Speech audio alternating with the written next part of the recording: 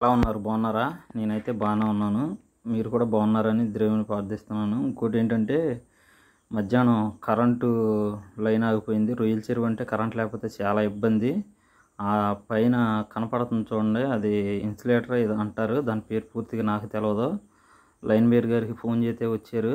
అదిగో ఈ మంచి ఎండలో చూడండి ఎంత ఇబ్బంది పడుతున్నామో. అది రాడ్ మీద షార్టేజ్ అయిపోయింది. ఈ లైన్ నుంచి మాకు కింద 15 ఎకరాలకు వెళ్ళాలండి కరెంటు. దానివలన మాకు కరెంట్ లేక ఫ్యాన్ సెట్లు తిప్పలేదు.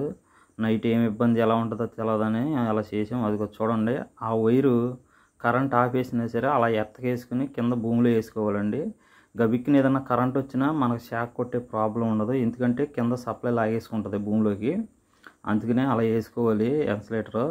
ఇగో చూడండి, తమ్మం అంత ఎత్తున ఉంది, నుచ్చుని చూడండి ఎంత బాగా ఉందో. దీన్ని ఎక్కడి నుంచో మల్లారం వెళ్ళి తీసుకొచ్చాము. ఇప్పుడు తీసుకొచ్చి పని ఇవన్నీ చేతే కానీ పొద్దున్న చీకటి మొహన పోయిన కరెంటు ఇప్పుడు పాకలో కూర్చుంటా లేదు, ఏమీ లేదండి.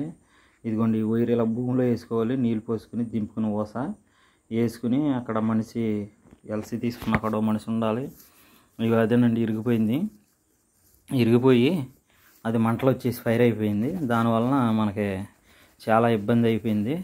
కరెంటు 2 దాకా కూడా కరెంట్ లేదండి. లేకపోవడంలో చాలా ఇబ్బంది పడ్డాం. ఇంకోటి ఏంటంటే ఎక్కడ కూడా పిల్లలు సంటి పిల్లలు ఇలా కరెంట్ లేదు, చాలా వద్దు. మళ్ళీ చెట్టినపాడులో కూడా పోయింది కరెంటు. అక్కడ వైరు తెగిపోయింది. దానివలన మనం ఇప్పుడు చాలా ఇబ్బంది పడి ఇదంతా మంచి ఎండలో చేస్తున్నామండి. అసలు చూడండి ఎండ ఎలా చేస్తుందో. నెట్టు మధ్యాహ్నం అయిపోయింది, 11:30 12 అవుతుందండి. ఇక ఇలాగా చేతనం మరి. ఇక చూడండి, అవన్నీ బిగించి చేసి ఇవన్నీ చేసి ఏటేం వద్దు తెలియదు. మళ్ళీ అక్కడ ట్రాన్స్ఫారం కాడికి వెళ్ళి అట్లా లైన్ ఆపుకోవాలండి. ఇవన్నీ బిగించుకోవాలంటే అందరూ రైతులు అన్న వాళ్ళు అందరూ సాయం చేయాలి. ఇంకోటి ఏంటంటే అందరూ సహకరించాలండి. ఏంటంటే మాది రొయ్య ఉంది కాబట్టి మేము ఇన్వాల్వ్ చేసుకుంటున్నాము.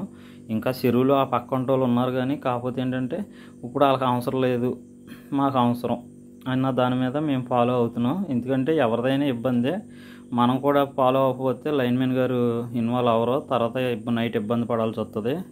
ఎందుకంటే 2 నెలల దగ్గరికి వచ్చేసినాయి, 2 నెలలు దాటేస్తున్నాయి. దాని గురించి చాలా ఇబ్బంది పడుతున్నాం. ఇది నుచ్చుని వేసాము. ఈ నుచ్చుని ముందు నుచ్చుని అయితే ఇది ఇరిగిపోయేటట్టు ఉందని తీసామండి. తీసి ఇంకో వేరే నుచ్చుని వేసాము.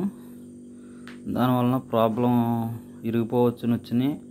స్తంభాలు ఎక్కేటప్పుడు చాలా జాగ్రత్తగా చూసుకోండి. ఎప్పుడైనా సరే మీరు ఎక్కడైనా చెరువు కూడా పీసు కొట్టేసినా సరే చేంజ్ ఓవర్లు కొట్టేసి ఉంచకుండా కరెంటు పోయిందని. అక్కడ చేంజ్ ఓవర్లు కొట్టే కాడ చాలా ప్రమాదం జరిగిద్ది.